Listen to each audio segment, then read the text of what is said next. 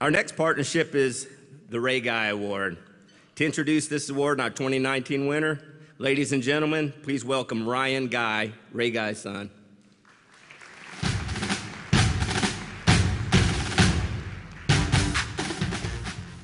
Good evening. In 2000, the Augusta Sports Council created the Ray Guy Award to honor the nation's top collegiate punter. The award is named after my father, Thompson, Georgia native Ray Guy.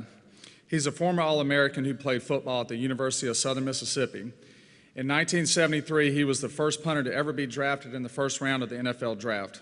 In his career with the Oakland Raiders organization, he won 3 Super Bowls and appeared in 7 Pro Bowls. In 2014, he became the first pure punter ever inducted into the Pro Football Hall of Fame. This is the legacy that inspired the Ray Guy Award. Ray Guy Award winners make it through many rounds of voting and selection. It starts in July with a preseason watch list of punters. Then universities across the country nominate their punter for the Ray Guy Award. In early November, the committee announces the top 10 semifinalists after tediously evaluating each punter based on many stats that include net punting average and percent of punts not returned. Then a national voting body of sports professionals and previous Ray Guy Award winners vote to select 3 finalists and then vote again to select 1 winner. The Ray Guy Award is announced each December live on ESPN during the Home Depot College Football Award Show. This year's recipient of the Ray Guy Award is an outstanding young man and athlete. Whether it's flipping the field, pinning an opponent deep, or finding a hole for a big 4th down conversion, he can do it. That's Max Duffy, the best punter in America.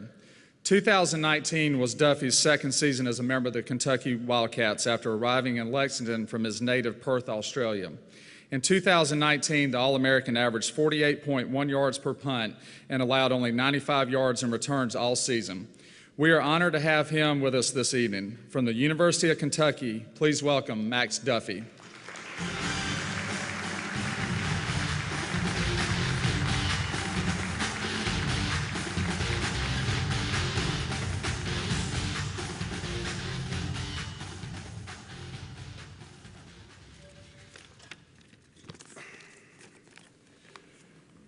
Firstly, I'd just like to thank the people from Augusta Sports Council and all the individuals involved with the Ray Guy Award, including Ray himself.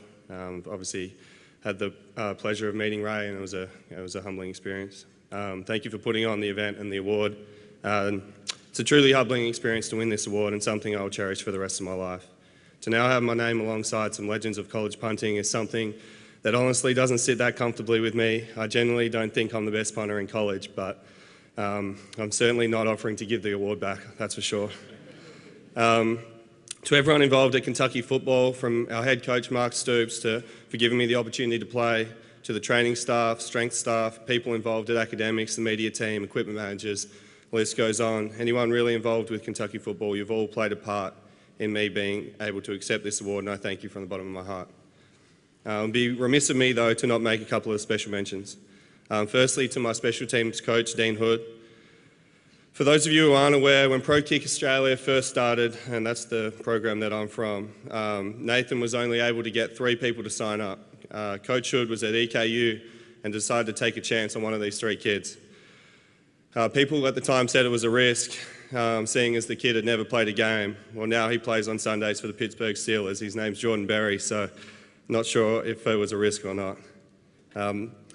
To Coach Hood, the moment you took a risk on the moment you took a risk on Jordan Berry back in your EKU days, you may not have realised the magnitude into which you not only began the process of changing my life, but so many other Australians' lives, by paving the way for people such as myself to get a chance at sport we never thought possible. You have truly revolutionised college punting with the scheme you have developed, and if not for you, I would not be standing here. The impact you have had on not just mine, but so many teammates and fellow Australians' lives is remarkable. Everyone in the locker room knows you as the most genuine, caring and player-first coach they've ever come across. So from myself and everyone who has had the privilege to play for you, thank you so much. I think there are around 60 Australians over here at the moment playing college football, and they all owe you a beer, as is the Australian custom. To Coach Louis Matsakis, thank you for always being the man I can go to chat about ideas, schemes and just life in general. To have you there to bounce ideas off and give me the confidence week in, week out to just go out and do what I do means more than you know. To have someone there who values my opinion and will put up with me asking dumb questions about football that are pretty simple. It means a lot, so I thank you so much. This award is as much yours as it is mine. To Nathan Chapman and John Smith at Pro Kick Australia, you two through your program have changed mine and so many other Australians' lives. I don't think people understand just how much goes into obtaining these scholarships and what is given up by all of us to get a shot over here with no guarantees. The tireless work the both of you have put in for many years is finally coming to fruition, and in my opinion, what you have done to change the standard of college punting and in turn college football deserves to earn you both a spot in the College Hall of Fame. To my family and friends who have supported me, I could not be here without you. Your unwavering support through the hard times has helped me get to where I am today. Being an athlete and pursuing dreams comes with a lot of selfishness that is necessary to achieve what you want. While I would love to be at every birthday and every family event, unfortunately it's just not possible, although FaceTime is making it easier. My friends and family's continual understanding of this and support throughout my life up until this point is something that I thank them so much for. I really hope my achievements up until this point have made all the sacrifices that you guys have made for me worthwhile and shown that I do not take what you have done for me lightly. Chasing my dreams is as much a dedication to your time and effort as it is to my own personal gain. Finally, I understand it's just kicking a ball and we're such a small part in this country's biggest game, but to the kids in the audience, I would just like to finish with a few words of wisdom. Number one, don't ever let life and social norms get in the way of what it is you want to achieve in your life. If I had let social norms dictate my actions and wanting to be liked, I would be back home right now, probably with a wife and kids, in a middle-class area, going to work every day to a job that millions of people around the world also do. Now, don't get me wrong, that's fine for some, but that's not what I want. Nothing of what I've done is normal. I'm 26, I'm Australian, I'd never played the sport before, I'd never even been to Kentucky before I knew I was going there. But that's okay, because I don't want to be remembered as being normal. I want to be remembered as a guy who, no matter what obstacles life threw at him, whether it was getting cut back home, losing a friend at 18, injury setback after injury setback, getting turned down by multiple schools, travelling halfway across the world, etc., I want to be the guy who can overcome those obstacles and find a way to achieve things others can't. I'm a bit of a Harry Potter nerd, and the most meaningful line from any of those movies that I still use today is, "It is the quality of one's convictions that determines success, not the number of followers." Go after what you want with all your heart and do the best you can do with all you have, and you'll have internal happiness that cannot be matched by any external source. Number two, to do what I just mentioned, you have to be willing to take the emotional risk to throw it all on the line and be okay with coming up short.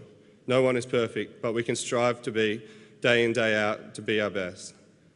To do this, we must first be okay with taking this emotional risk and not play safe and be comfortable.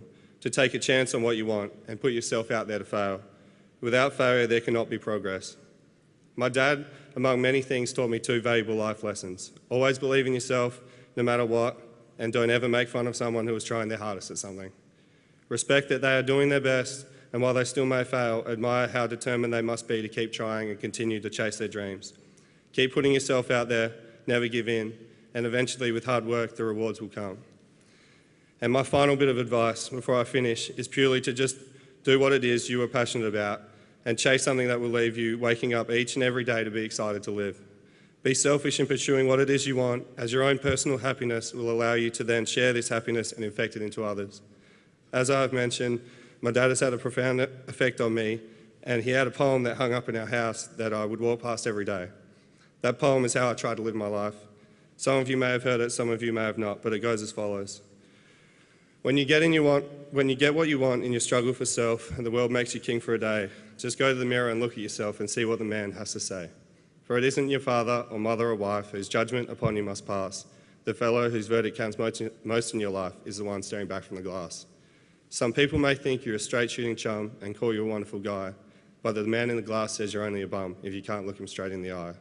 You may fool the whole world down the pathways of life and get pats on the back as you pass, but your final reward will be heartache and tears if you've cheated the man in the glass. He's a fellow to please, never mind all the rest, for with you he's clear to the end, and you have passed the most dangerous, difficult test if the man in the glass is your friend. Thank you.